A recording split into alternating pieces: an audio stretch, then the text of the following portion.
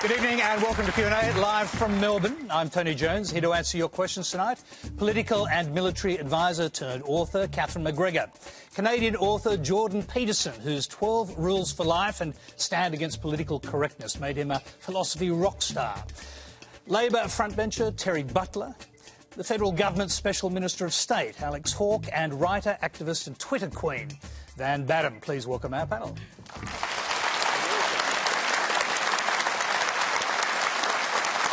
Thank you. Now, Q&A is live in Eastern Australia on ABC TV, iView and News Radio. We had a lot of interest in Jordan Peterson and more questions than we can possibly answer. So we've asked our panellists to keep their answers brief, under a minute if possible. I will be interrupting if they go too long. Let's go straight to our very first questions from Dean Troth. My question is for Professor Peterson. Professor Peterson, your rise to global stardom appears to be based largely on, I guess, the millions of people in the West who've been disenfranchised, whose worlds have been rocked and worldviews have been cracked by global movements that they are powerless to influence. Movements like socialism, globalism and feminism. People, particularly young men, appear to regard you and look to you as a saviour. What is it that what do you think they believe they need saving from? Jordan Peterson, welcome to Australia. Well, it's funny to regard me as a saviour, because what I tell people consistently is that they have to look to themselves. And it's not because I believe that people are in full control of their lives. You know, we're all subject to bad breaks and sometimes to terrible luck, but your best bet is to do what you can, to take care of yourself properly, to treat yourself like you're someone responsible for helping, which is Rule 2, by the way, partly because I do believe in this ancient, fundamentally Western idea that people are of intrinsic value. I mean, look, we're all given the sovereign right to organize our own states, the responsibility to vote. Our state, our very state, assumes that you have the wisdom to keep the ship of states sailing straight. And it's because there's something about you that, at least in principle, has the possibility of being remarkable if it can be manifested. And I'm reminding people that not only do we believe that, but that it seems to be true.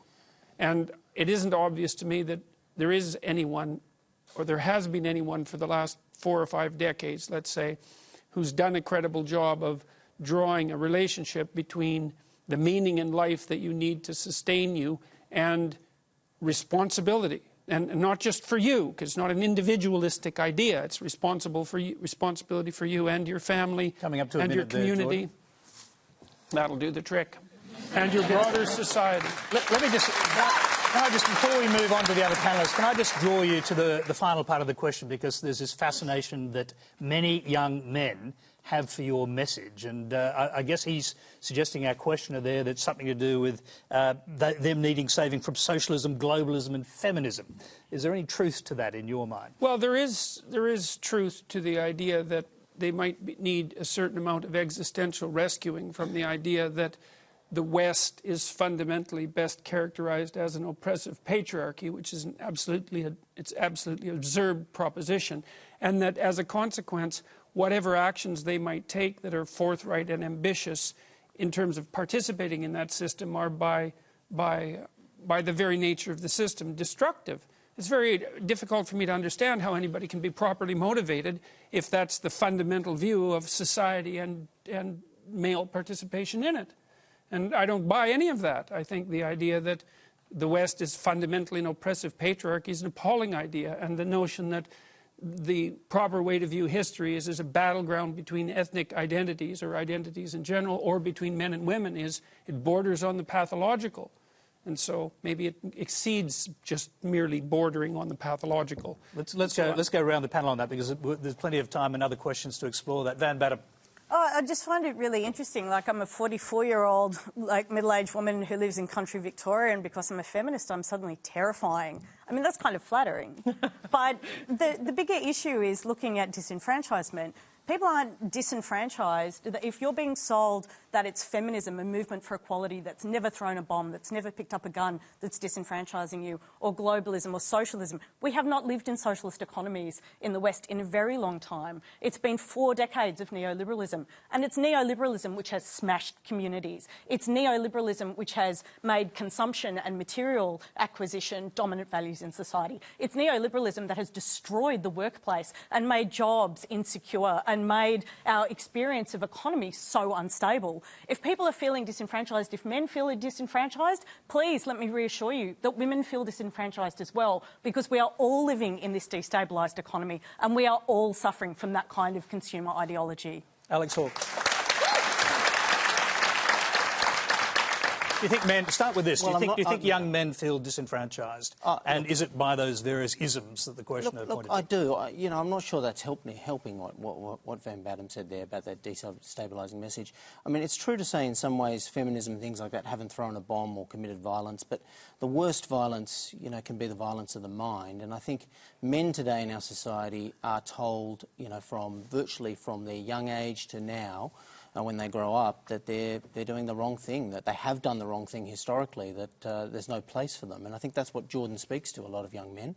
And look, I'm a father of 3 young boys under 5, and reading a lot of Jordan Peterson's works through the book, I can understand why it resonates with a lot of people, because men today have lost their identity, and I think feminism has become a movement to overtake masculinity, and I'm a feminist. I don't want that. Well, sure I don't hate men. I'm not trying to destroy men. But Alex, that's ridiculous. let's look at the empirical evidence. Let's look at the empirical in our schools. It's boys who are falling behind now, actually, in primary schools. It's boys who are falling behind at universities. It's young men who are suffering and have the worst mental impacts. It's the highest rates of youth suicide. It's a serious issue, and I think the question is right. I mean, yes, there's a lot of disenfranchisement in the world, but there are movements persecuting men in today's world. That is not true. That is not true. OK, you've made that point. Terry Butler. Well, I mean, Alex, I think that it's almost as though we're talking about a structural issue and you're talking about a personal issue. And people who take personally the idea that we need to change structures, I think are misreading what the complaint is that people have. And so, for me, the problem that I have with kind of structural rigidity of gender roles for men and women is that they hurt men and they hurt women. They hurt both. They hurt the men who want to stay home longer with their kids. They hurt men in real physical ways, because we do have a problem in this country where women are more likely to be the victims of violence at home. Men are more likely to be the victims of violence in public. But in both, the common factor is it's men committing the violence by and large, not exclusively, but by and large. And so these rigid kind of ideas of masculinity hurt everyone. And so when we talk about feminism, when we talk about changing those structures, it's to create an equality for the benefit of everyone and to get rid of some of the things that hold everyone back. Do you want a brief response to that, by the way? Well, the first thing I would say is that I'm not anti-feminist per se. I mean, I think the idea that the world would benefit from the movement of talent from both sexes into the workplace as rapidly as possible is something that anyone with any sense should share, given the the rarity of talent and the necessity for utilizing it. I do stand by my original statement, though, that there's a brand of more radical feminism that insists that our culture is best characterized as an oppressive patriarchy, and I think that, first of all, that's an appalling sociological doctrine, and I think it has very negative psychological effects. And they won't be limited to men, because if it's true that there's something toxic, let's say, about masculinity per se, what that will inevitably mean is that as women adopt more masculine roles, traditionally, what is that toxicity somehow going to go away? But that's a straw man, because no one says there's anything toxic about masculinity per se. What do you mean no one says that? People The term exists. No. How is that a straw man? Well, where did the term come from? It's a phrase that's used about forms of masculinity that are harmful to men and women. It's not about masculinity per se. You must know that. I read the American Psychological Association guidelines for the treatment of boys and men, and I know perfectly well that this is no straw man. And it's not only devoted towards what you might describe as the more aggressive ends of masculine behavior. It's aimed at masculinity in a much broader range of. there's a much broader range of accusations that are under the surface than that. And so I don't see in what way at all that it's a straw man. I'm just going to pause that argument for a second and go to Catherine McGregor. And Catherine, I mean, you've lived on both sides of the gender fence. So what are your thoughts on these issues? And just go back to the question that was raised. I don't know whether that qualifies me or disqualifies me, frankly. Sorry, guys, I ratted on the team, but not for any sociological reason. It was intensely personal. I gather we might address that. But look, I'm not entirely out of sympathy with Jordan's critique. I'm the oldest person on this panel, bar you, Tony, and in my lifetime, I've seen rolling institutional crises through the West. The great American settlement based on Bretton Woods and NATO and the United Nations and so on is fraying globally in the area that I can talk about with some authority. We're seeing a dissolving global order now with the rise of two autocratic totalitarian capitalist states, which is replicating the conditions of the 1930s. And I gather we're not doing the geostrategic stuff, but I think it's very alarming. When Robert F. Kennedy, who was my political hero, was running for the presidency of the United States in 1968, he addressed disenfranchised African Americans who were wearing the backlash from many white men who were losing their jobs or perceiving that they were losing their jobs. The deindustrialisation of the West as jobs are exported to the developing world, all of these factors are... Bobby Kennedy said it wasn't Germaine Greer that said it. He said, when you remove from a man the right to stand before his family as a breadwinner, and people will say that's patriarchal. That's your minute, by the way. So. All right, well, I'll shut up. But the removal of meaningful work amongst especially unskilled men has a political consequence. And it's been washing through the American system since 1980 with the Reagan Democrats, the fraying of the New Deal coalition. I don't entirely agree with Jordan's analysis, but the problem can't be gainsaid. And 3 million books later in 50 languages or whatever it is, I bought your book, by the way, and you're outselling Shane Warne. Now, that's a culturally specific reference. That delights me in two ways, because in Australian cricket, no one has more bleached blonde hair or has had more work done than I, but Warne is a close second. We should put that out on Twitter, Catherine. Now, the next question is a video. It's from Milo Yiannopoulos in Miami. Hey, Dr. Peterson, it's Milo Yiannopoulos. You talk a good game about standing up for men and for boys, and you've certainly amassed a big army of them. But a few of us have been wondering recently, with your silence on Kavanaugh, your silence on the innocent Covington boys, and then when you've said things like, for instance, when you told the New York Times' Barry Weiss that you thought I might be a racist when you know I'm not, that perhaps your actions aren't matching your words. Can you explain why, although you talk a good game about standing up against social justice warriors and the chaotic feminine, that when it actually comes down to it, you always seem to either fold, stay silent, or betray your allies? Jordan. Is that live? Yeah. Haven't seen Milo for quite a long time. Well, first of all, I don't believe that I'm obliged to comment on absolutely everything that happens everywhere in the world. And I don't think that I am betraying my fundamental base with regards to what happened with Barry and Milo. Milo, I'd probably just as soon apologize to you for that. I don't think that I did defend you very well at that particular time. I don't believe that you're a racist. It was a question that caught me off guard in an audience that was exceptionally hostile and surreal. And so insofar as that might be helpful to you, I'd offer you an apology for that. I don't think the rest of your accusations are warranted, however. So that's what I'd like to say. Do you see... I did, by the way, also, Milo, invite you to talk, about a year and a half ago when things first started to collapse around you. And we never did get around to that. And I don't believe that that was entirely my fault. We're not going to hear back from him. Just video, but nonetheless. Do you see him and people like him as being in some sort of competition online for the hearts and minds of young men in particular? Because he obviously sees it as a competition. Well, I don't really see that I'm in competition with anybody particularly. I'm not trying to be in competition with anybody. And I'm also, by the way, not trying to talk to young men. I mean, one of the things, not specifically, I'm perfectly happy to be doing that. And by the way, they're not all that young. I think the average age is somewhere near 35.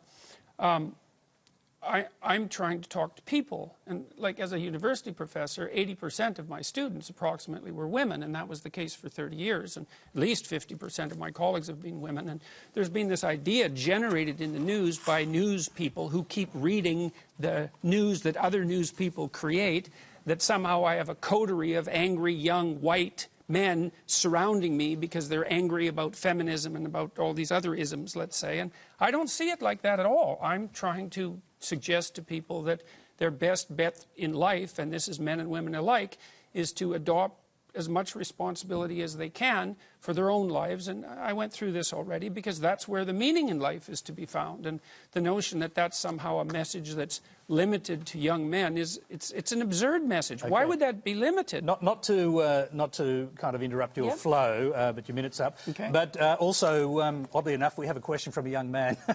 Ulysses Reed has a question for you.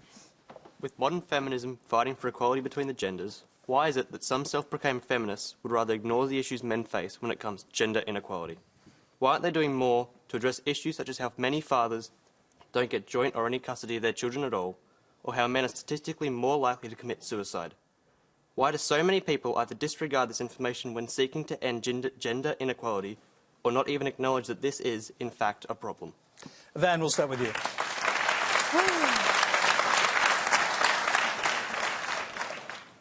The fundamental truth we need to grasp here is that men are not oppressed because they're men. Men will be oppressed in their lives for all kinds of different reasons. They might be oppressed because they're working class. They might be oppressed because of their ethnicity or their religion or their age or their sexuality or their ability status. But at no point in human history have all men been judged, oppressed, disenfranchised, kicked out of institutions on behalf of their maleness. That just has not happened. And I think where a lot of feminists get really frustrated is that we are constantly subject to these crazy, literally straw man arguments about you believe in this and you hate all men and it's you feminists who are undermining everything. And yet, where is our control of institutions? What has happened in the West is that we developed democracy. And democracy actually meant the enfranchisement of all of us. It means the conversations about what society looks like, what manners are, what behaviour is, what courtesy looks like has changed, because it's not one group making that decision anymore. And I understand that that's a difficult transition for people who've grown up with narratives where those decisions and those institutions belong to a very narrow demographic of people, which, by the way, never included all men. That it's difficult to get your heads around a new way of behaving and engaging. But it's necessary, because we are actually a community. We are one society. We all have an equal right to participate. And taking bait from internet misogynists on the oppression of men is not a conversation that I get into. I've been on the internet too long to fall for it. Men are not oppressed as a general group. And my sympathy to any man who does feel oppression in any other part of his life. Alex Hawke.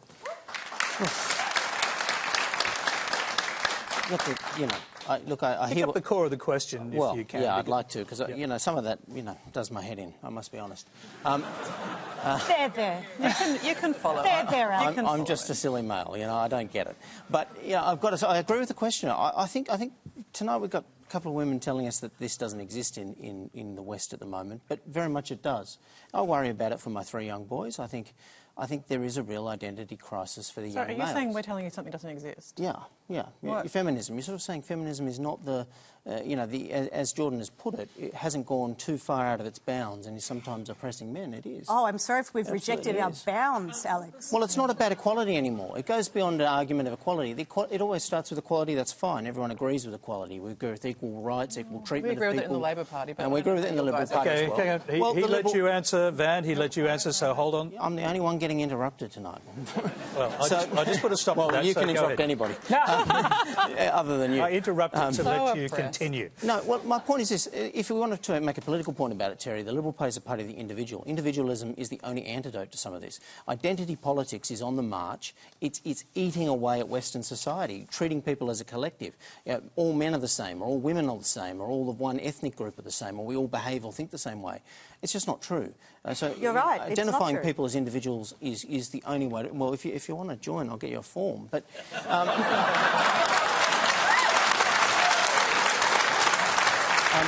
rather eat glass. I I know. You don't have to say it. But the identity politics is a real thing, and at the moment we've certainly gone from a 50-50 equality argument into well, okay, that's my minute. Yep. All right. I'll abide by the rules. He can have some of mine since I interrupted him, though. Terry, it's your turn, and then I want to hear from Jordan on this, obviously. Well, it's back to you.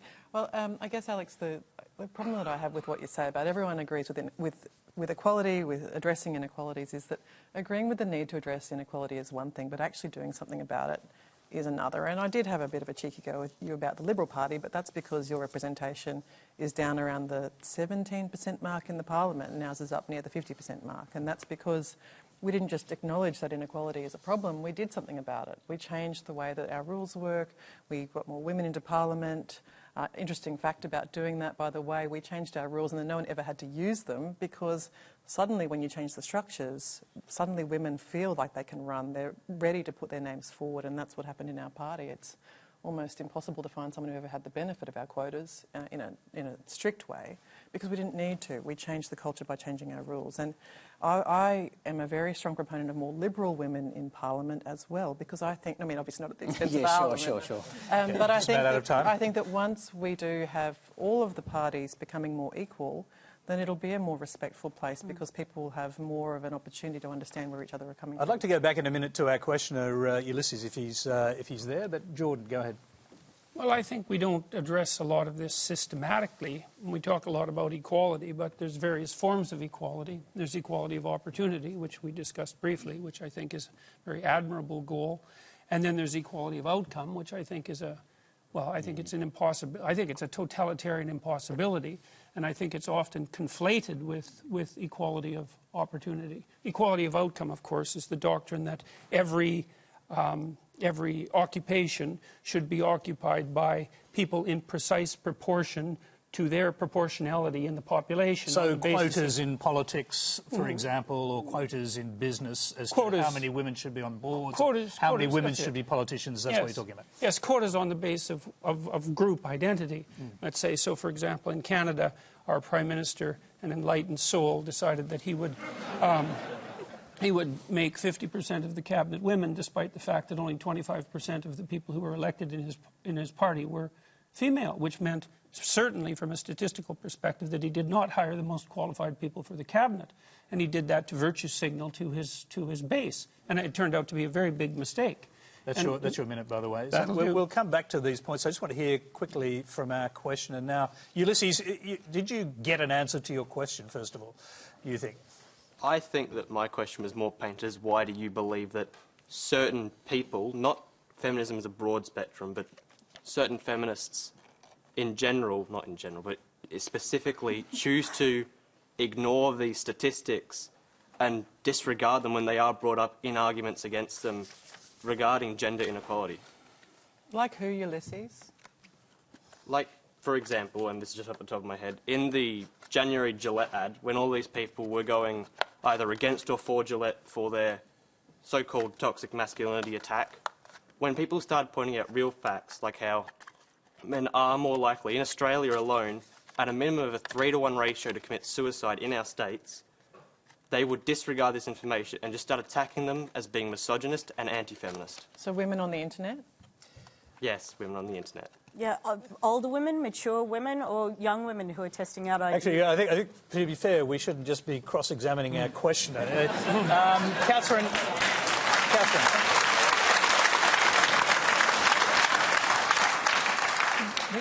These are all large questions, but again, what the point Van made is very difficult to argue with, in the sense that if we'll start on a level playing field, it's no coincidence that women have only been largely voting and participating in democracy in Australia in the 20th century. Now, is that a total lack of intelligence, capacity, or fairness? Or I don't know. It strikes me that you only have to look at most of those metrics to realise that the empowerment of women, the emergence of women from life beyond child rearing, and this is not to derogate child rearing at all. It's a foundational, vital foundational institution. But as women's horizons have expanded, in a finite number of opportunities, some men have lost out, especially with as we've automated, the expansion of technology that has removed a huge amount of emphasis on on traditional masculine attributes of physical strength and so on. The workplace has changed. It's a fluid, dynamic environment. Men are feeling threatened by this, and there is a sense that some men are translating it as they're losing. The point I made about the Afro-Americans in the last wave of this in the United States with affirmative action and so on, that's evened out to some extent. I'll close on this because I don't want to take up too much time. We've got much more ground to cover, but I think it's a lazy term, identity politics. All politics is identity politics. Parties campaign on identity. It's whether they say we're a party of individual freedom. That's an identity. It's a concept. The idea that identity is purely clustered around, rainbow politics or feminism or race, and again, I sound like I'm having a bet each way, and I probably am, because I'm torn on this. I was a bloke this day 7 years ago. So I've been on both sides. I don't believe I was toxic as a guy, but I could go back through my career and have plenty of times I didn't cover myself in glory, locker room talk, the whole lot. So I'm not going to pretend that we're all on a level playing field. But likewise, I just think this identity politics thing now is a lazy slogan that's eliminating real differences, and politics is about these symbols.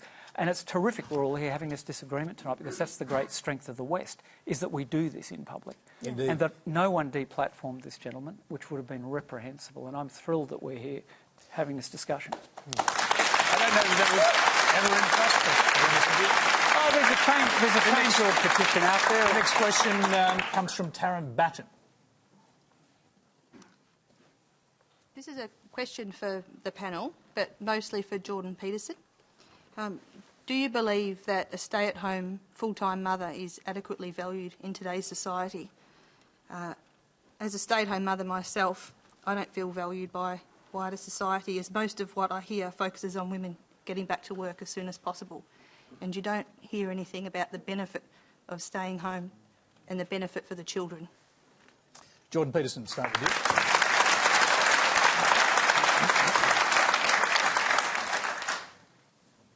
Well, I certainly noticed that when my wife had small kids, and we used to go out together, and of course I had the small kids too.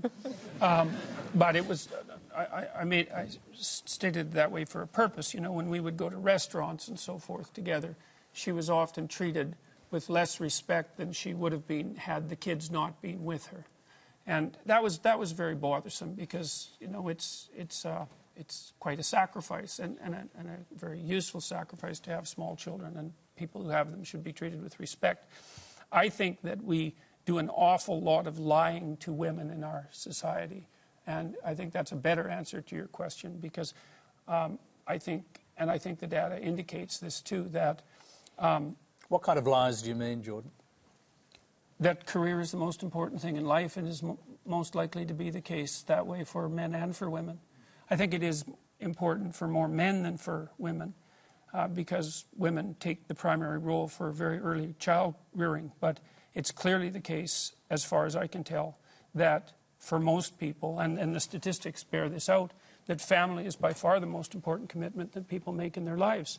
And I think we lie to 18 to 19-year-old women non-stop, especially in universities and educational institutions. That's a minute, by the way, sorry. By telling them that career is going to be the fundamental purpose, give the fundamental purpose to their life.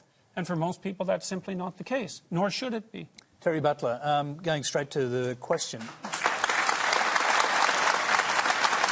Stay-at-home mum who does not feel valued in society.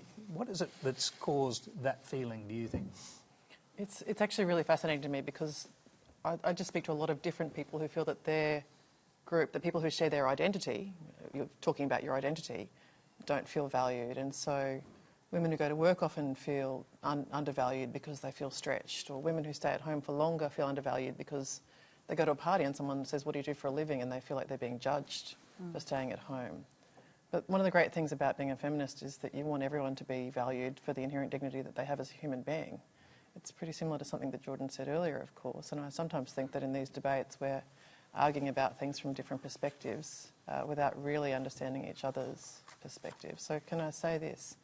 I think at the same time as saying that perhaps we lie to women, and I don't accept that, of course, but to go back to the question of what's the difference between toxic masculinity and masculinity, it's toxic masculinity to tell boys that they must be providers, that it's somehow weak to stay home with the kids, that the men who take a year off to look after children in early childhood are somehow lesser than men who are out there aggressively fighting for their career. These strict gender-based roles damage everyone. I was a mother. By the way. Well, you know, the breastfeeding laws, Tony. You know, does she breastfeed? Does she not breastfeed? You're judged for breastfeeding. You're judged for not breastfeeding. You're judged for breastfeeding too long. You're judged if you go into formula too soon. If you go into solids at 4 months, that's a bad thing. Is it a good thing? The constant politics of motherhood are deeply frustrating, but it's all rubbish because ultimately we all love our kids. Terry, I'm going to throw to Alex now. No, look, I agree with everything I think that's been said there.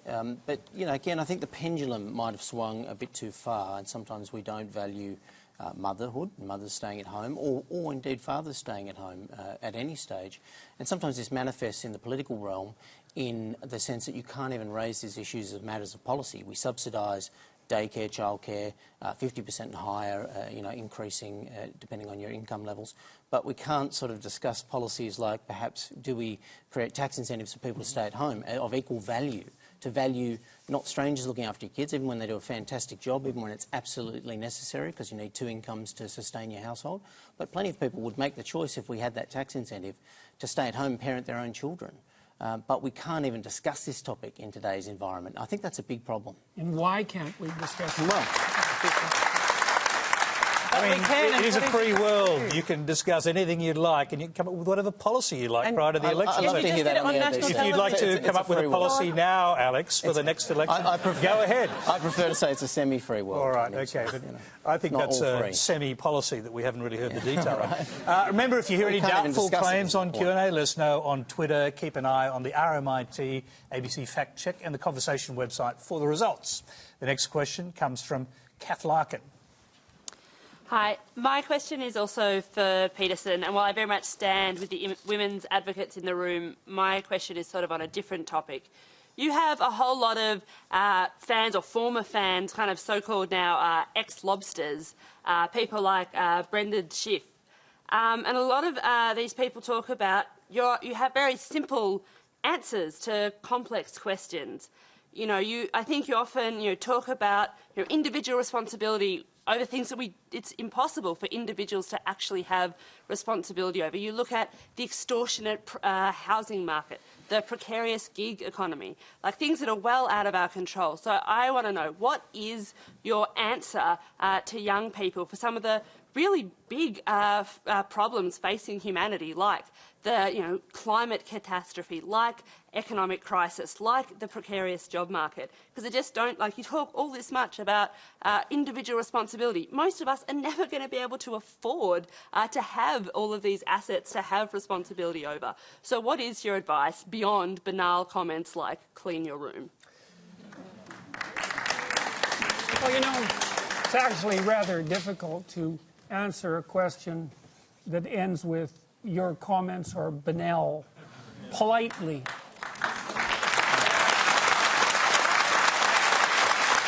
So, I would consider that more of an opinionated personal and political statement than actually a question. So why don't you try reformulating that so that there's an actual question there? What is your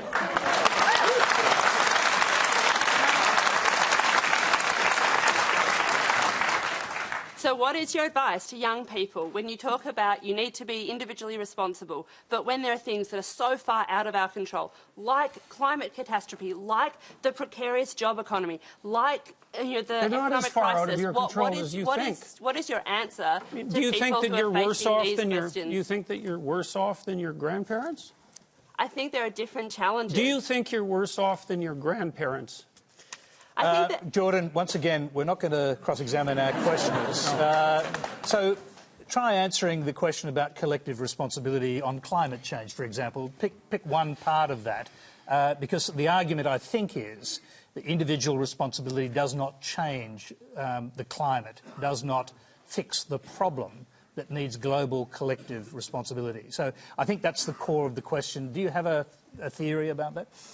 Well, fundamentally, I'm a psychologist, and my experience has been that people can do a tremendous amount of good for themselves and for the people who are immediately around them by looking to their own inadequacies and their own flaws and the things that they're not doing in their lives and starting to build themselves up as more powerful individuals. And if they're capable of doing that, and then they're capable of expanding their career.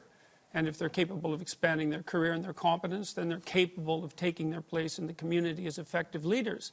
And then they're capable of making wise decisions instead of unwise decisions when it comes to making collective political decisions. I'm not suggesting in the least, and have never suggested, that there's no domain for social action. I'm suggesting that people who don't have their own houses in order should be very careful before they go about reorganizing the world, which happens in many ways. So, can I just to, if a young person believes that the climate, the global warming problem on the climate is something that needs to be tackled quickly, and they can't wait until they grow up and become prime ministers to do it, do you think collective responsibility overrides individual responsibility in a huge issue like that? No. Okay. I don't. Okay. I think generally people have things that are more within their personal purview that are more difficult to deal with and that they're avoiding, and that generally the way they avoid them is by adopting pseudo-moralistic stances on large-scale social issues so that they look good to their friends and their neighbours. That's what it looks like. All right. Okay, Catherine, jump in. I'm going to get flamed more than you tonight, Jordan, because I'm that'll be a good contest. Taking your fast bowling. I don't see this as binary in one sense, and the point Jordan makes is self-evidently true. When I was young, after I left the military, I went through a very belated youthful rebellion and flirted with the Communist Party of Australia. I didn't join, thankfully, which would have made my subsequent life in the Labor Party more difficult. But I was inducted into a cell in Canberra by people who were smoking their own body weight in marijuana. And there's a reason they call it dope, not smart. Fair dinkum, you know. These guys were saying, you know, your military training will be invaluable. And the alarm bells started to go off because I didn't see myself as the pointy end of the revolution.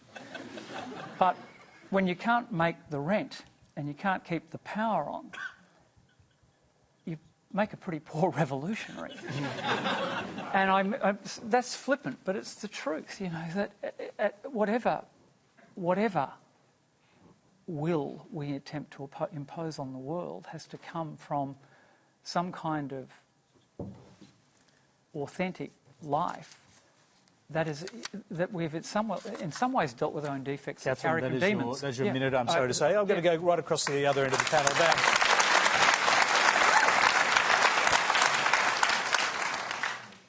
We have to recognise we're not powerless, and the example of insecure work is a really good one. There is a mass mobilisation against insecure work in this country, and it's called the trade union movement.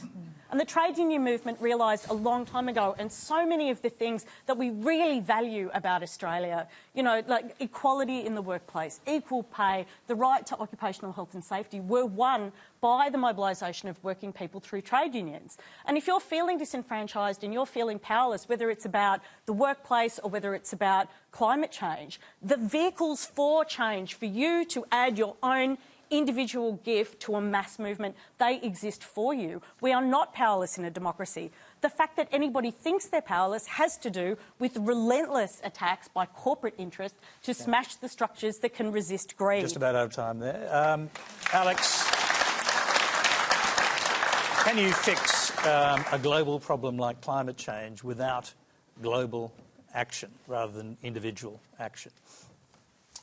Well, obviously global action is necessary to fix a global problem, and that's part of the problem, that we don't have real global sign-up from some of the biggest polluters and the biggest economies, so obviously global action is necessary. But, I mean, you know, I was an Army Reserve officer, I never found any communists, and, you know, I hear what Van Batten's saying, but that sounds like a communist attack on the free market as well. You know, and this is the problem. We, you know, constantly the West is under this pressure. You know, we've got people assaulting what makes your life, as Jordan was about to say, you know, so much better than your grandparents' life. The fact is, it doesn't matter who you are in our country today. We have it so good in this country compared to the rest of the world. And we do. You know, we've got more information at our fingertips. We've got more prosperity per person than anyone else on the planet. Sometimes we get obsessed with our own individual problems. But you go to most of the world, it isn't a free world, Tony. It's a non-free world, most of the world. They live in oppressive regimes. They don't have more than $1 a day to live off. People die of all sorts of bad things. And people forget that in a Western democracy, in a neoliberal society, we actually have great benefits at our fingertips. You can do a lot in this country. That's your minute. Low wages, insecure work. Terry Butler. The inability to buy a house. Well, I didn't think I'd hear Alex say anything to top the idea that while on national television debating an idea, that we're somehow not allowed to talk about that exact idea. You do have a platform and you can debate issues, and we do it all the time here in Australia. So I was pretty shocked by that comment, Alex, but calling the trade union movement a communist assault on working... Well, historically it has been. It's been very connected with the Communist Party. Come on, Alex. Well, if you know your Labour Party history... There hasn't been a Communist Party in this country since 1990. If you know your Labour Party history, the connections between the unions... Now you're doing the interrupting, and I'm just going to let Terry Butler finish her minute. About that. Well, I think this idea that suddenly we all need to be scared of democratic institutions like the trade union movement, that somehow it's a communist plot, is pretty ridiculous. And I say that with great respect because I'm very fond of you, Alex, as you know, but it's ridiculous. It's ridiculous. But I do want to say, I guess, this. For me, I don't think there's a distinction between personal responsibility and collective responsibility, because it is out of a sense of duty and personal responsibility that we give up our weekends, that we give up our early mornings to go out and be part of a big movement. It's not to make ourselves feel better. I mean, with respect, it's just kind of an Ayn Rand formulation that all altruism is really about yourself. It's not. It's because people feel deeply, deeply, passionately and concerned about the big challenges of our time. My 6-year-old talked to me about drought and climate change the other day. He's not doing it out of a sense of wanting to feel better and have his neighbours like him. He's genuinely concerned about this. That is your minute. And that, well, can I say, the people in the AYCC, the young Australians who spend their weekend often protesting me, fine, thanks guys, you're still great. They're not doing that because they want to be liked by their neighbours. They're doing it because they have courage and they have the commitment to do it. And that's brave. All right, we're going to move on. We've got so many questions. We want to get to as many of them as we can. Next question comes from Craig Pett. Martin Luther King's dream was that there would come a time when people would not be judged by the colour of their skin but by the content of their character. How is today's identity politics consistent with that vision? Jordan Peterson. Well, I don't think it's consistent with that vision at all. I mean, the problem I have with identity politics as a mode of philosophical apprehension is that it's predicated on the idea that the appropriate way to classify people is by their group identity, in whatever fragmentary formulation that might take, in the multiplicity of ways that people can be divided into groups. And the classical, postmodern, and I would also say Marxist way of viewing the world, even though those two things shouldn't be allowed together, they tend to be, is that group identity takes priority over individual identity, and I think that's precisely the opposite of what Martin Luther King was hoping for and working for. And I think it's unbelievably dangerous, because partly because when you assume that people should primarily be identified by their group, then you can also attribute group guilt to them by their group. And then things go downhill very, very rapidly. And we've had no shortage of evidence of that sort of thing happening, say, throughout the 20th century. Are there particular groups that you are more concerned about than others? For example, the Liberal Party, as Terry Butler said earlier, is a group. Are there groups that you think are more dangerous? There isn't a problem with groups. The problem is with assuming that the fundamental way that you should categorize people is with their group identity. Obviously, we all belong to groups. The issue is whether or not the individual identity is primary and the group identity is secondary, or the group identity is primary and the individual identity is secondary. If you're a proponent, for example, of equality of outcome, of quotas, then you de facto accept the proposition that it's the group identity that is primary, and there's all sorts of dangers that are associated with that that far outweigh whatever good you're likely to do. Okay, well, maybe you're just... Go ahead.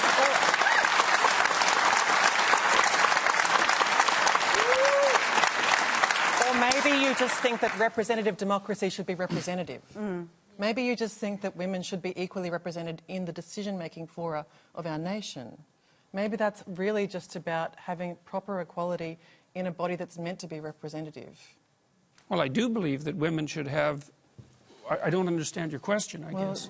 I guess you don't. That's pretty obvious, unfortunately. Well, how about if you phrase it more clearly, instead of just insulting me?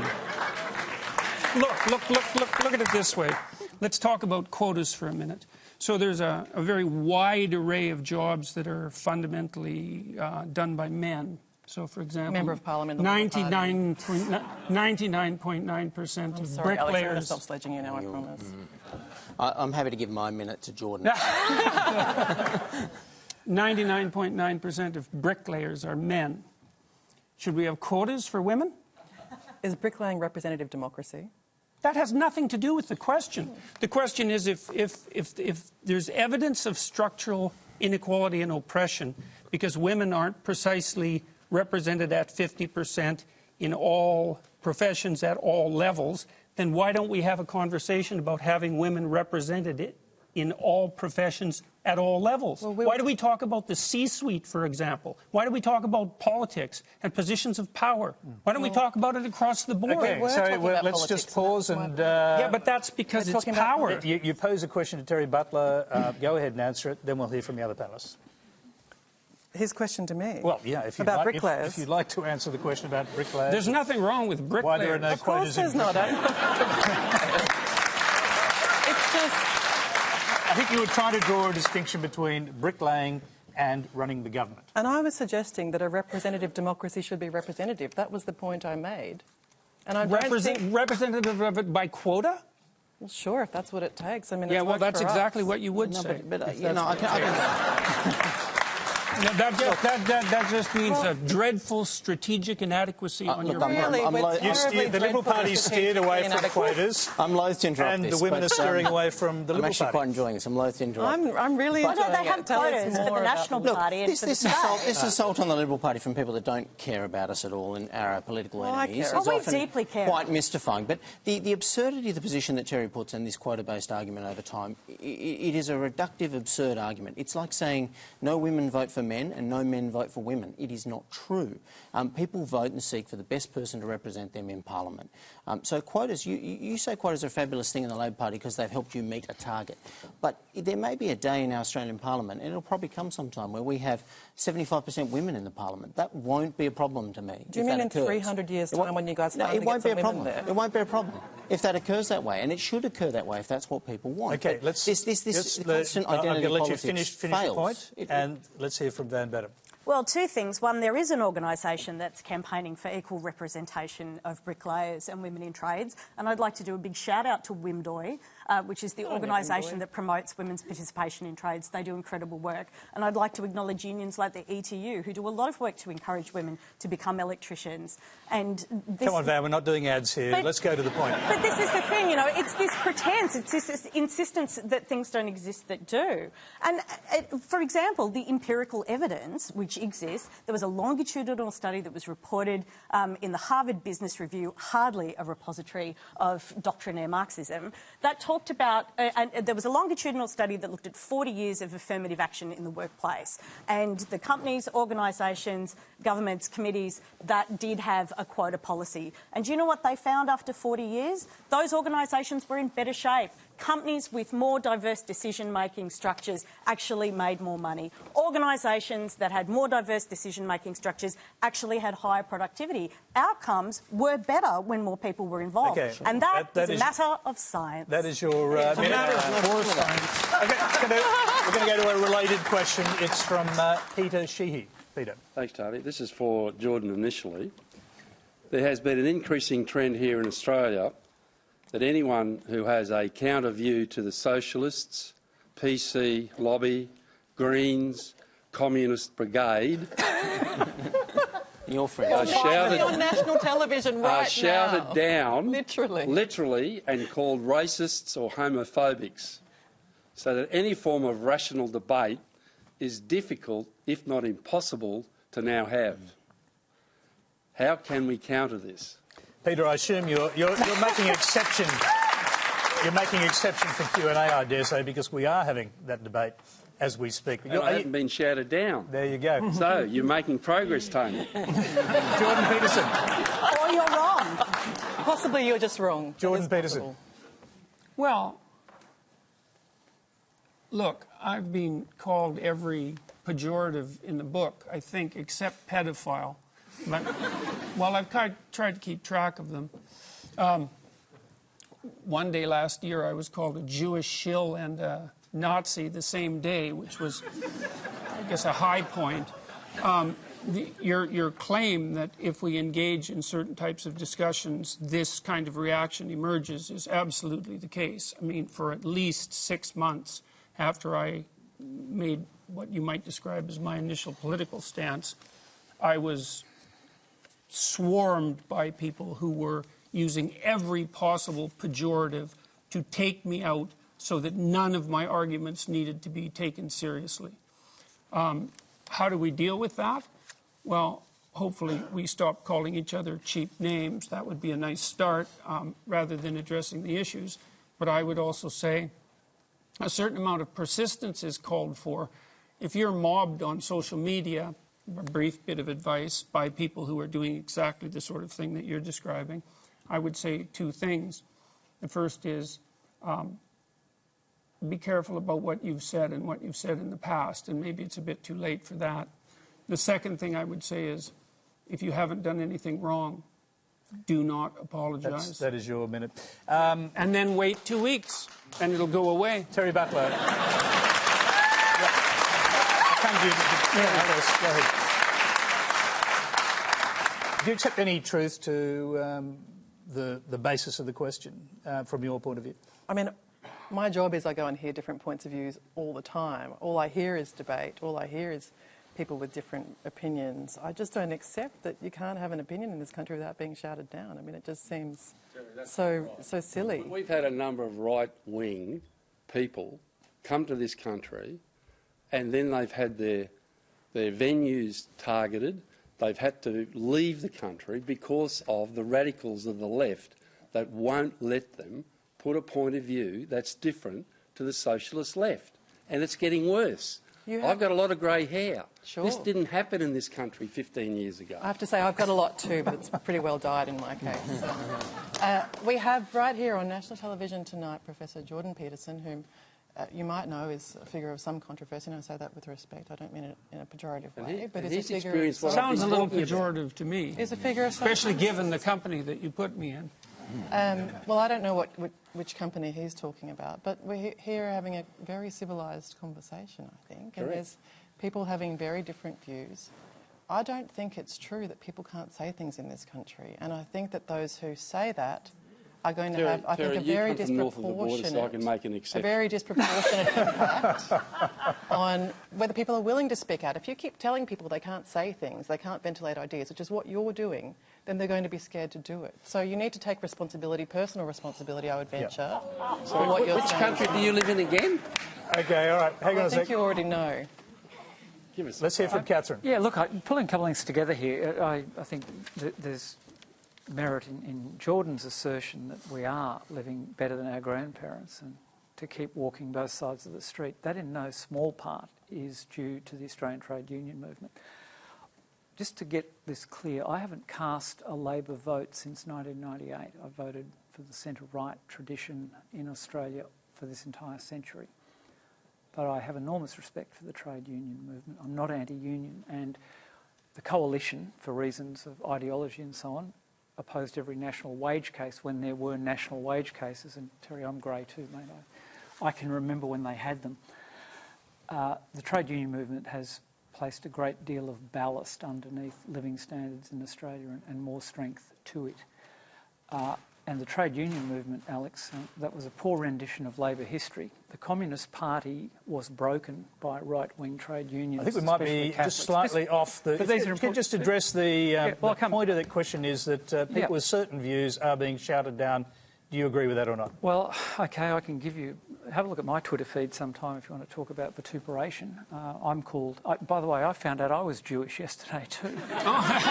Me too. You can fact-check that on the ABC Facebook page. It does require some resilience. And by the way, I actually do think we are approaching, and Robert French, an extremely eminent and progressive former Chief Justice of the High Court, thinks we've got a problem with freedom of speech on campuses. I've taught in the university sector. Fear of offence, trigger warnings and so on don't have a place in the academy. They don't. There are very few views that are so repugnant that they can't be ventilated. I really believe that, and I've been on the receiving end of a lot of very fast bowling, some of which have been very hurtful. But I haven't sued anyone for defamation as yet. I've been threatened by such free speech warriors as the online editor of Quadrant magazine for making fun of him no more, and others. And I've sucked up a fair bit of it. So I have skin in this game, and I've put my money where my mouth is. But I do think there is merit to your point. I think, especially in the university sector, there's got to be some more resilience. We've got to hear viewpoints we don't agree with. Okay, I'm going to actually... Thank you very much. Clap quickly because we're running out of time. The next question comes from... It actually takes us back, in a sense, to where Jordan Peterson's prominence began. It comes from Tara Parkhill. Yes, this is directed towards Jordan Peterson. You stated before to the BBC that by adhering to people's preferred pronouns, that it's the starting point to an authoritarian regime or society. Is it possible, however, that it's more about giving people more rights and liberty, or even something as fundamental as respect? Jordan. Well, I never said that. What I said was that I wasn't going to allow the contents of my speech to be dictated by a virtue-signalling government, when never in the history of an English common law society had a government dared to regulate the actual voluntary contents of someone's speech except in a commercial situation. Just explain, Jordan, to those in the audience who don't know precisely what you're talking about, what it was the government of Canada tried to provincial and Canadian, they did legislate it. The provincial and Canadian government, or the provincial and federal governments in Canada, mandated the use of personal pronouns and made it a criminal offence not to use them, at least under some circumstances. And there's been a variety of negative consequences of that, including the persecution of a teaching assistant at a university known as Wilfrid Laurier. And it isn't a matter of respect at all. And look, in the 1940s, the American Supreme Court, and Americans have a very tight, what would you call, control or tight respect for free speech, decided that it was not constitutional for the government to place mandatory requirements on what people were required to utter in terms of their voluntary speech. There are certain things you can't say, but the government's not to mandate what you have to say. And respect and altruism and all of that is completely irrelevant as far as I'm concerned. So just to clarify that point, if the government had said, made it a kind of voluntary thing, but with advice that that's what should happen, would you have gone along with that? Well, they've been doing that for years, yeah. and I'm perfectly... Look, I've dealt with all sorts of people in my life. I treat people very politely, as a matter of course. If I'm dealing with someone reasonable, I address them in the manner that seems to be most appropriate to the social situation and most conducive to their, let's say, well-being mutually agreed upon. But as soon as the government decides that they have the right to decide what I have to say because of some false altruism on their part or some underlying and unexpressed ideology, then the answer to that is no damn way. Captain McGregor. Look, obviously, Jordan's point on free speech has weight and should be attributed weight. And my experience of this has been, and I've lived it, I've been called he and it more often. I'm being called it as we speak tonight, I know, because I get that most days in one form or another. I think my Adam's apple is trending on Twitter, if my last glimpse was any indication. I would pick up a couple of points on jurisprudence, though, Jordan, if I may, and one is that the government in common law jurisdictions has prescribed speech in all kinds of ways. The reason William Shakespeare wrote Hamlet and Richard III and Macbeth was that it was an offence punishable by death to compass the death of the sovereign. So any of his plays in which the regal figure was killed during the reign of Elizabeth I you could not actually write an English-based play. Compassing the Death of the Sovereign is a massive infringement on free speech, satire. Try telling a flight attendant when you leave town tomorrow that you can't remember whether you packed your bomb in your luggage or not, and see how that goes in terms of whether you get your collar felt for a satirical jest, potentially. So there are all kinds of regulations of speech. I don't believe, as a minority, the trans community can legislate our way to acceptance. We can't. We have too often, in my experience, inverted the power relations. We're a telephone booth minority, despite the arguments that there's an epidemic of transgenderism. We're more visible, and that is destabilising to people's notions of binary gender. I get that. I just think your first point in your opening remarks about the individual dignity of the human being a Western concept, and I agree with you 100% on that. I would love to think a day will come when we don't need codes like C16 to mandate this, that where the experience I've largely had, by the way, and especially humbling in the world of global cricket, where some of the most alpha guys around have treated me with just enormous respect, and it's a given. I've been very blessed. I'm more privileged than most trans people. Some of them actually suggested you play for the women's cricket leagues, but you rejected doing that. No, I didn't. I wasn't good enough. Greg Chappell was an enormous supporter of that. So was Pat Howard, who suggested I move to Hobart, and I started netting in Hobart. You know, I was hitting balls 3 days a week down there, right through the winter. I didn't get picked up. I've had a lot of support. Jason Gillespie and Bronnie Cly from the Adelaide franchise were willing to have a look at me. Darren Lehman offered me a net with the Australian team. I had a rails run. I wasn't good enough. I'm straddling the gap between the first-class system and grade cricket. And I don't disagree with Jordan on the fact that, you know, that born males have an enormous advantage in sport. I'm averaging, before I cooked my shoulder, I was averaging 115 in grade cricket. You can fact-check that on the My Cricket app. I think you've made that point. Let's move on. Going all right. All right, we're going to move on to religion. The next question comes via Skype. It's from Gabrielle Casey in Greystanes in New South Wales. Go ahead, Gabrielle. Tony. Thanks. My question's to Catherine and also to the whole panel. But so one thing I've noticed is that the topic of human dignity seems to be one that the whole panel agrees on, that people, whether in groups or in as individuals, we have dignity. My question is, do you believe in God? Because as a Catholic especially, I don't see any other way where we can have a universal dignity beyond there being a God who's created us. Catherine, and Jordan, I think, but the rest of the panel too. Look, this is a huge topic, and I'm not going to duck it. I believe in God.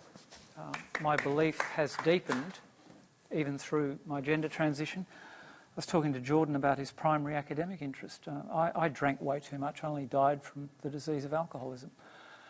I was raised a Catholic. I still have enormous fondness for Catholicism, especially its rituals. In the lead up to what happened in my life and the gender transition and feelings coming to the fore that I had wrestled with and dealt with in maladroit ways right up to the age of 56, I went through a number of stages. I was a militant atheist. I went into quite exotic left-wing politics as a young person. That might seem rather strange to people now, but I was on the committee for the acquittal of Alistair Dunn and Anderson, the East Timor Solidarity Group. Name it, I was in it. And didn't ever get around to the revolution. But I do believe, and I base that on experience, in the sense that there was I can only describe as phenomenon in response to a very desperate prayer when I was dying in delirium tremens, and I've not had a drink since the day that I uttered that prayer. I then became more devout and went back into more organised religion. Clearly what has happened, what I've done, no, I won't use passive voice, what I have done has placed me outside organised religion. I've been welcome in some Anglican communities, and I go there because I like the ritual. Nearly out of time, Catherine, I'm sorry to say. But without beating my breast in the public square, I pray daily. I pray in the morning on awakening. I pray at intervals throughout the day. and I try to meditate, I try to centre myself, and I try to pray. I don't pray for specific outcomes. I'll close this because it is a worthwhile story. A former Test cricket captain of Australia, a beautiful man with whom I shared a platform ahead of a match, a guy called Brian Booth, who's in his 80s, very devout Pentecostal from the Shire, down where the Prime Minister operates. Brian reached out to me through cricket. I'd offered to step aside from a panel, given his age, and that I didn't want it to be confronted. You know, the guy's a Test cricket captain, he's entitled to be the speaker without the distraction, and he embraced me and said, we're all broken, we're all sinners. He and I read Psalms to one another in a phone call on Saturday, a very moving moment, bringing together two defining elements of my life, and one is a belief, and it's not an unreasonable belief. I act as if I don't proselytise about it. I don't run around with a sandwich board telling people to repent. But it's the foundation of my existence, frankly. Thanks, Catherine. Van Batten, I only learned today that you're a Christian. I am. I'm very devout. A Christian and a Marxist. Yes, both at the same time. In the great Western tradition of being able to hold two positions at once. Completely. You know, the foundational approach of Marxism is the concept of the dialectic, that we have thesis, antithesis and synthesis. So I found that my Catholicism and my Marxism is an excellent tension to come to a moral decision and to think about how to live a good life. And do you believe in God? That was the literal question. I absolutely believe in God, and my faith sustains me through darkness. My faith gives me meaning, and I draw succour from my faith community and meaning. And these positions are not irreconcilable. I get very worried about this, clash of civilizations thesis that, the idea, for example, that feminists must be this and communists must be this and socialists are evil, and this polarity. We are all simultaneous identities. We all contain multitudes. And my belief in God is absolutely integral to my commitment to socialism and my sense of serving good works and the social justice mission of the Catholic Church. Well, thanks for a lesson on simultaneous identity politics. Alec, what do you think? Well, look, I believe in God. I'm a Protestant by tradition, and I've married a Catholic, so all my children are being baptised Catholics, and my protesting has failed in one. Look, I'm not sure you can be a Christian and a Marxist together. Look, and I say that then because I cease to exist. They're mutually exclusive. They're mutually exclusive. But the point I want to make, a broader point about the West. The West, one of the great successes of the West was that we separated the church and the state, and religion is a private matter, and it's a matter for individuals, and it's a matter for how individuals want to choose to practice their religious faith, and we separate it from the operation of the state. That is a new concept in human history. It's been very successful, and I think, when you look at societies that still have religion and the state intertwined, they're not successful. They are wholly separate things. Terry? Well, I'm agnostic. It's a matter... My husband makes fun of me about it, actually, because he's like, well, why are you having a bet both ways? You're not going to get into heaven that way. But I've always been agnostic. I've always identified that way. But to the questioner's point about can you believe in the inherent dignity of human beings if you don't believe in God, you absolutely can. And there's a great secular humanist tradition that says that people are inherently valuable because they are people. And that you can do the right thing because it is your moral duty to do the right thing without that moral duty being conferred upon humanity by a God. And I want to do the right thing because I believe that every person is as valuable as me and that they deserve that I treat them well, and that it is my duty as a human to other humans to seek to meet that moral standard. Jordan, I've actually heard you ask this question a number of times, and I don't think I've ever heard you give a definitive answer. Yeah, I don't like the question. Yeah. How come? Well, I don't know exactly. I think part of it is it too personal? Yeah, I think it's private. There's a statement in the Old Testament about the what would you call it? Immorality of praying in public, let's say, to make known your good works, your faith, because of the benefits that might confer upon you that have absolutely nothing to do with the moral actions that might allow you to truly deserve them. I mean, I think of religious matters a lot. I would consider myself a deeply religious person. I would say, and I have said this before, that I act as if God exists and that I'm terrified that he might. But I don't consider myself an authority on metaphysical issues, and I don't believe that my belief in God is... It's not something that seems to me to be fit for... There's something wrong that I can't put my finger on triumphantly declaiming my belief in one manner or another. And so it's something that I prefer to leave in the manner that I've left it. So I act as if God exists. I try to do my best as a person who's obsessed with religious matters. But I'm not willing to place myself conveniently in a box. And so I'm going to leave it at that. Fair enough. The next question, we really are running out of time. We've got time for one last question. Tom Seamer. Go ahead. Yeah. Actually, I've been listening to everybody. Actually, I want to totally change my questions, but I'll keep it to what it is. And so this is a question to Professor Peterson. So you said that trying to improve things, that about how things will go terribly wrong, and even when you have good conditions, is it easier for things to go wrong than things to go right? But the question is to you, why are conservatives called all kinds of names demeaning humanity, vandalized, harassed, and simply just because they're cautious? And so I'll break it down real simpler. Because if I wore, so I wouldn't do it, but what if I were to wear a Trump hat? How many people would punch me?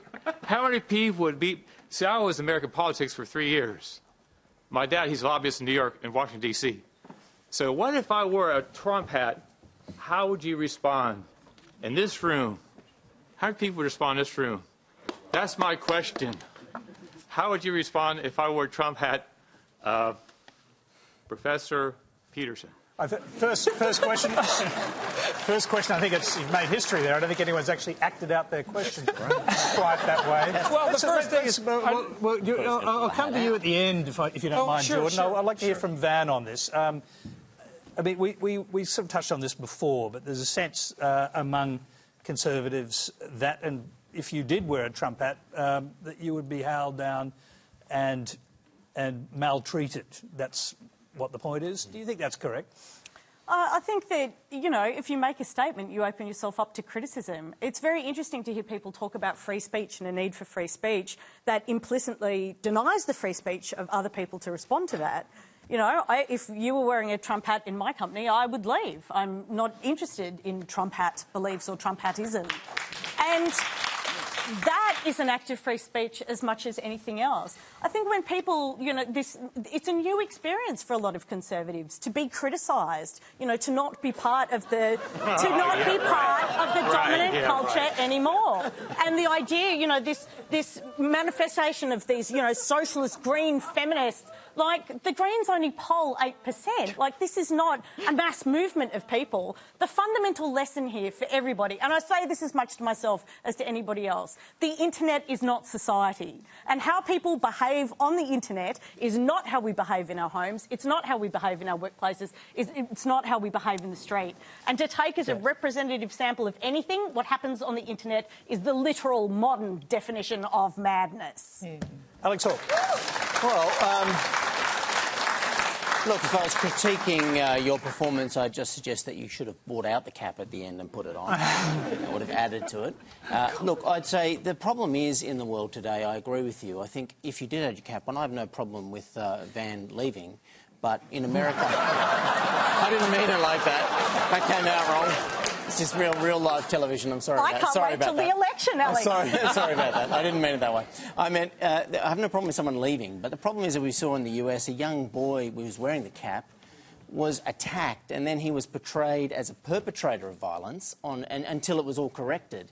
And in the United States, which is supposed to be a bastion of free speech, I think it's sad today that people feel the need to, A, do physical violence or to immediately respond to seeing a supporter of Donald Trump by attacking them. I think Trump supporters beating up black protesters. Well, I don't believe there's any evidence of that. We're running out of time, guys. Maybe you should look at the internet, Alex. I have to allow everyone to speak. And sorry, we're just about out of time. You want to finish your point quickly? No. Well, look, I think you're right to raise it. It's a problem in the West today. People are shouting. The Prime Minister talks about this. The shouting in Canberra. He doesn't mean the politicians. He means the whole shouty political class, where the public switch off from it because they're not listening and they're shouting at each other.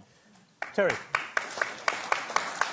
I mean, the Prime Minister doesn't need a microphone. He's that loud in Parliament, let's be honest. I don't think he should be talking about shouting. But to your point, I think that if you wore a Trump hat, nobody would punch you here. Everyone is listening to each other. And if I wore a pro-choice T-shirt, nobody would punch me here. Everyone's listening to each other respectfully. And if someone else was here wearing a hijab, then nobody would tell them, take it off and let me set it on fire. But these things, and that happened in my electorate to a woman wearing a hijab once. It was a terrible, terrible situation. So we know that there are situations where we can have meaningful, respectful disagreement and debate. And what we all need to do is be better at that. I think that's just a fact. But we also need to not assume that everybody else is personally victimising us for our beliefs all the time. Like, what I'm hearing from you guys is that a lot of people in this audience feel personally victimised by feminism. I don't feel personally victimised by anti-racist movements, even though I'm a white person, because I know that it's not about me personally or what I've done. It's about trying to change structures so that people get more freedom and more equality in our society.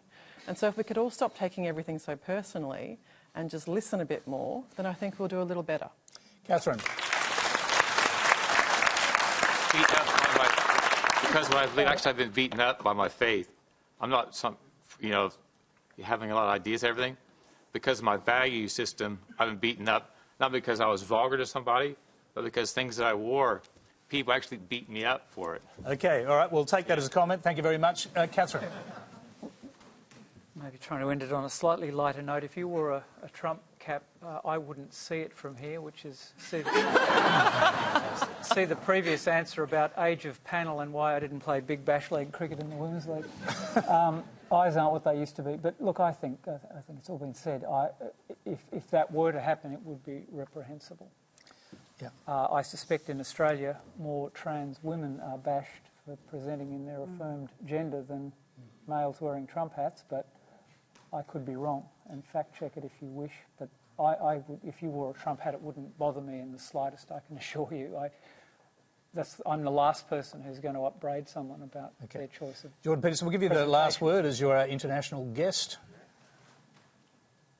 Well, 50% of the Americans voted for Trump, approximately, which has been about the same, right, for the last 4 or 5 elections. It's pretty much a 50-50 split. It seems to me that there's no excuse whatsoever for vilifying someone for wearing a piece of clothing that indicates alignment with, well, in this particular situation, with the elected majority. And it does happen, and it's appalling. And I think mostly it's a consequence of a very small number of very well-organized, very radical people who have far more power for reasons that have a fair bit to do with the universities than they should. However, having said that, I would say the Trump types and the Republicans in the U.S. are doing a pretty good job of hanging on to their fair share of power, and that my observation in the U.S. is that the political system there is actually quite nicely balanced. And so despite the fact that, you've run into personal trouble for the sorts of things that you're describing, the political debate between the right and the left, which is a very important debate, seems to be moving forward in a manner that indicates the fundamental robustness of the institutions of democracy in the United States. And I think that's the case in most of the Western world. So I don't think that there's any reason to despair on a broader scale, even though you may have encountered some things that were quite nasty personally.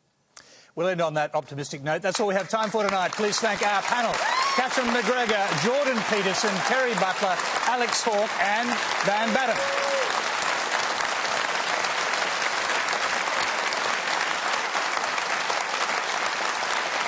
Thank you very much. Now you can continue the discussion with Q&A Extra on News Radio and Facebook Live, where Tracy Holmes is joined by Ian Walker of the New Democracy Foundation.